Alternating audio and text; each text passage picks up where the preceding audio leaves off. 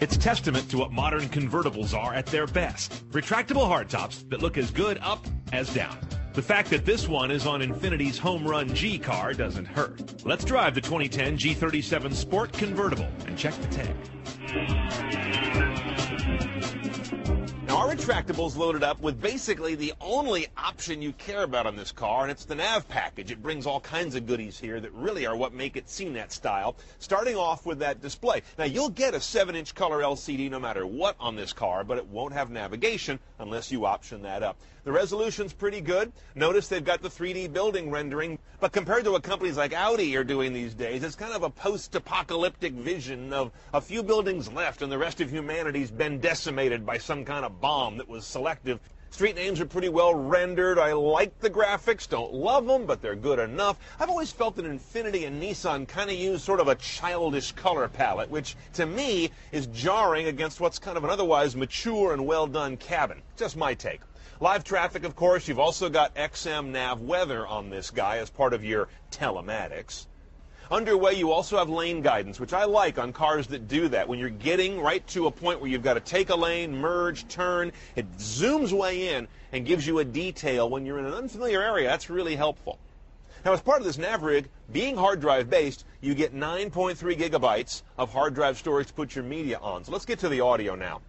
There's your music box, and that's what they call their hard drive space. Now, other options on here include Bluetooth streaming. That's part of the upgraded nav package. You have standard Bluetooth hands-free on this car, but when you get the nav, you get the streaming audio as well. Here's my iPod menu, which goes into my USB port here in the center console, or I can stick a USB thumb drive in there. Notice, no standard analog aux jack on this guy, no mini jack anywhere in the car. And the last thing you get with this upgraded head unit is DVD front playback ability when you're in park. You wouldn't have this with the standard 7-inch LCD without nav. Now, in terms of the output, this car, a convertible Sport, has a standard Bose audio system that has 13 speakers around the cabin. That's not too uncommon, but these here on the headrest are. Haven't seen any quite like this, so elaborately arranged around your ears, and they do that to combat all that ambient noise when the top is down. Now, this, of course, is called a convertible, but it's actually a full metal retractable with quite the elaborate little deal back there about to cover me up. Retractable cars tend to have a lot of moving parts these days. Anyway, this one's definitely at the top of the whirligig stack. Takes a relatively leisurely 30 seconds for all of this to take place, but when it's done, it's arguably one of the better looking retractable cars out there. When it's done. Eventually. Today, I hope. But here's the issue. Once you get through the relatively satisfying little mechanical ballet it does, and realize that it's a nice-looking affair when it's up, there's a problem when it's down. Come on back here. I'll show you what that is. If you're going anywhere with this car overnight, make sure you think ahead and send your stuff ahead, because you can't carry it. This is the trunk. When the top's down, it's a damn joke. That's it. Right there. Big enough for a thermos, and that's about it.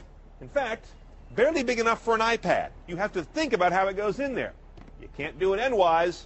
It doesn't fit. It's got to go sideways, and even then it's tight. This is stupid. In vibrant red, our G37 is almost a cliche. The G's lines made the transition to drop-top well, largely thanks to Infiniti rather heavily restyling the car from midpoint back when it did the open version, as opposed to just doing a bunch of cutting above the belt line. Underhood is Infiniti's go-to motor, their V6, this one in the 3.7-liter size. 325 horsepower, 267 foot-pounds of torque, but even more importantly, the torque curve is flatter than on the 3.5 engine, thanks to the use of their VVEL, variable valve timing and lift duration technology. Plus, it's desmodromic, like on a Ducati, allowing for a red line near $8,000. MPG figures for this 4,100-pound car are 1624, just fine. Since our car's a sport, that means 6-speed manual only, as well as a sport-tuned suspension and 19-inch wheels. Now, aside from being possessed of a little bit of Newport Beach silliness, which just goes with the territory when you're a sporting convertible, this car's a wonderful driver. Power comes on right now from one of the great engine success stories of the last 15 or 20 years in the auto industry. The transmission's nice because it's nice Same goes for the clutch. Linear, proper sort of weighting and pushback on the spring. And plate engagement is just what you'd expect. No drama there. Oh, and this Bose audio system is really up to the task. Even though I'm not really getting anything out of these speakers in the headrest, I'm not sure what that's all about.